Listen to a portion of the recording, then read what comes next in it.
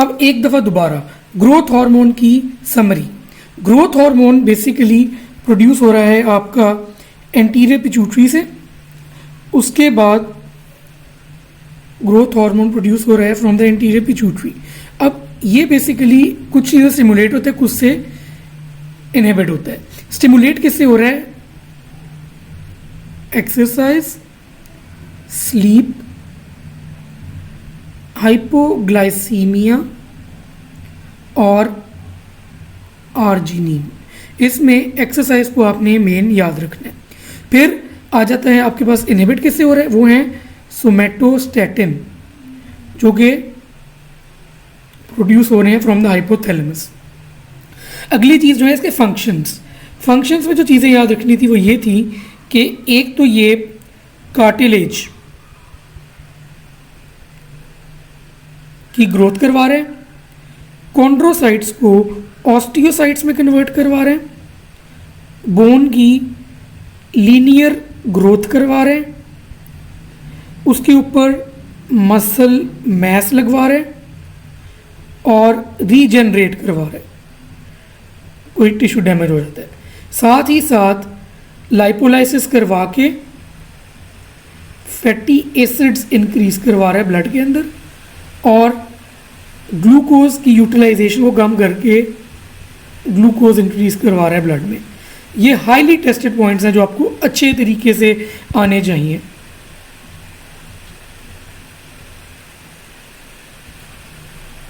Next चीज़ जो highly tested है वो ये है कि ग्रोथ हार्मोन जब ज़्यादा होता है या कम होता है तो इसकी पैथोलॉजी क्या है। इसमें जो चीज़ें आपने याद रखनी हैं वो ये हैं कि ग्रोथ हार्मोन जब होगा ज़्यादा तो अगर तो वो ज़्यादा हो रहा है before the closure of epiphyseal plates, तो उस टाइम पे वो करवा देगा जाइजेंटिज्म। अगर वो क्लोज हो रहा है, अगर वो इंक्रीज हो रहा है after the closure of epiphyseal plates, तो फिर वो करवाएगा एक्रोमेगैली।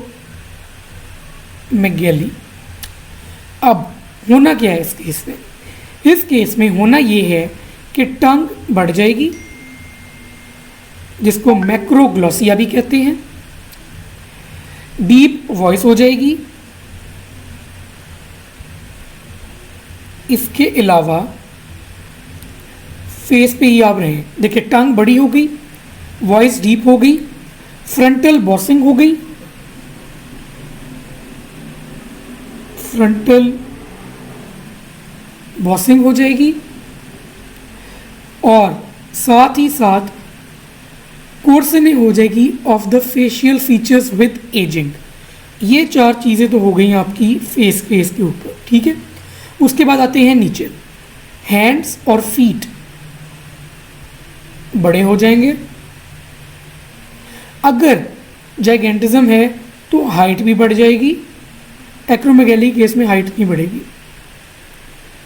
और दोनों केसेस में इंक्रीज्ड रिस्क होगा कोलोरेक्टल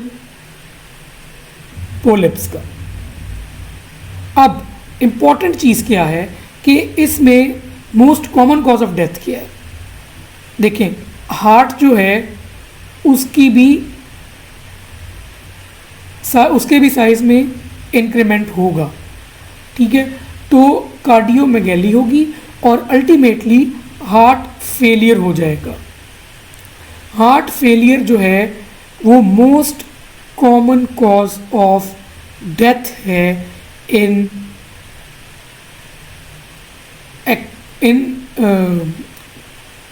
जाइगेंटिज्म। उसके बाद हमारे पास आता है कि इसकी डायग्नोसिस जब करनी होती है हमने, तो हम क्या क्या चीज़ें देखते हैं। इसकी डायग्नोसिस में हम लोग देखते हैं कि IGF-1 रेज होगा। इसके अलावा ग्रोथ हार्मोन की सप्रेशन नहीं होगी। अब मैंने आपको बताया था कि ग्लूकोज ज़्यादा होगा तो ग्रोथ हार्मोन सप्रेस होना चाहिए, लेकिन इस केस में ये होगा कि ग्लूकोज हम दे भी जाएंगे लेकिन ग्रोथ हार्मोन सप्रेस नहीं हो रहा होगा। और जब आप MRI करोगे तो आपको एक मैस नज़र आएगा ब्रेन में, जो कि पिट्यूटरी का मैस होगा, ठीक है। अब ट्रीटमेंट में आपने क्या करना है कि आपने ऑक्ट्रियोटाइड देना होता है जो कि सोमेटोस्टैटिन का एनालॉग है, या फिर साथ आपने डोपामीन एगोनिस्ट दे देते हैं कार्बरगलिन, या पेक्विजोमेंट जो है वो ग्रोथ हार्मोन रिसेप्टर एंटेगोनिस्ट है। ये तीनों चीज़ें मैंने आपको बता तो दी हैं, ओपीडी के नाम से आप याद रख सकते हैं कि octreotide, pegvisomant and dopamine agonist, OPD. लेकिन ये पूछी नहीं गई आज तक, पता आपको होनी चाहिए फिर भी। फिर एक बात आती है कि अगर ग्रोथ हार्मोन कम हो जाता है तो फिर क्या होगा, फिर उसको हम कहते हैं लैरेन सिंड्रोम या ड्वार्फिज्म। उसमें क्या होता है बेसिकली लैरेन सिंड्रोम में कि ग्रोथ हार्मोन के रिसेप्टर्स जो है ना वो डिफेक्टिव होते हैं। ग्रोथ हार्मोन प्रोडक्शन हो भी तो रिसेप्टर्स अगर जो हैं वो बेसिकली डिफेक्टिव हों तो उसकी वजह से क्या होगा कि लीनियर ग्रोथ कम होगी, लीनियर ग्रोथ कम होगी। इस केस में ग्रोथ हार्मोन ज़्यादा होगा लेकिन उसका फंक्शन कम होगा।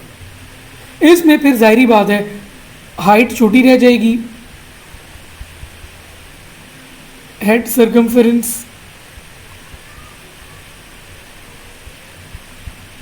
कम होगा,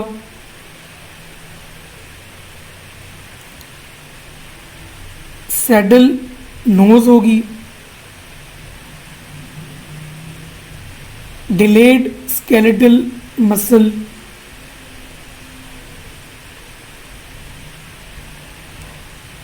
मैचुरेशन होगी और स्मॉल जेनिटेलिया होगी। अब ये पूछा नहीं गया आज तक, बहुत रेयर है कि पूछा जाए, लेकिन आपके बैक ऑफ द माइंड ये होना चाहिए। अब चलते हैं हम अगली चीज़ पे। अब आते हैं इसके MCQs.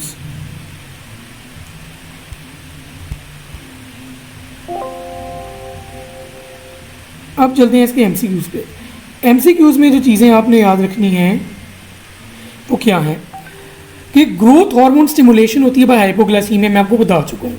Synthesis and release stimulated by arginine, ये भी बता चुका हूँ।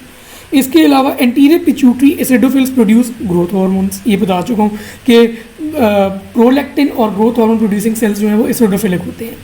हार्मोन ड्यूरिंग स्लीप जो ज़्यादा होता है वो ग्रोथ हार्मोन है, ये मैं आपको बता चुका हूँ। लेकिन अगर मेन सिक्रीशन पूछे तो किस में ज़्यादा है तो एक्सरसाइज आपने चूज़ करनी है। फिर growth hormone increases in exercise. Inhibition आ गई, सोमैटोस्टैटिन से होती है, inhibited by somatostatin, not increase in pregnancy. ये सारी चीज़ें आपको मैं बता चुका हूँ, आप याद भी कर चुके हैं। फिर इम्यूनोस्टिमुलेंट हार्मोन टिल प्यूबर्टी है ग्रोथ हार्मोन, इनिशिएट करता है growth of bone and cartilage by somatomedins. ये मैंने बहुत इंपॉर्टेंट चीज़ बताई थी, ये बहुत काफ़ी दफ़ा रिपीट हो चुका है। फिर ग्रोथ हार्मोन इंक्रीज करता है अमाइनो एसिड अपटेक इन सेल, लाइपोलाइसिस इंक्रीज करता है जिसकी वजह से फैटी एसिड बढ़ जाते हैं, बट डिक्रीजेज ग्लूकोज यूटिलाइजेशन, मतलब कि हाइपरग्लाइसीमिया कॉज करेगा। कॉन्ड्रोसाइट को ऑस्टियोसाइट में कन्वर्ट करने के लिए भी ग्रोथ हार्मोन को आपने ज़्यादा प्रेफर करना है as compare to thyroxine. Regeneration के लिए भी ग्रोथ हार्मोन है। Conversion of chondrocytes to osteocyte, ये भी वही वाली बात है। फिर ग्रोथ हार्मोन फैटी एसिड्स बढ़ा देते हैं। एक्रोमेगैली में ग्रोथ हार्मोन ज़्यादा होता है इन एडल्ट्स, और जाइगेंटिज्म में ग्रोथ हार्मोन चाइल्डहुड में ज़्यादा होता है बिफोर द एपिफिजियल क्लोजर।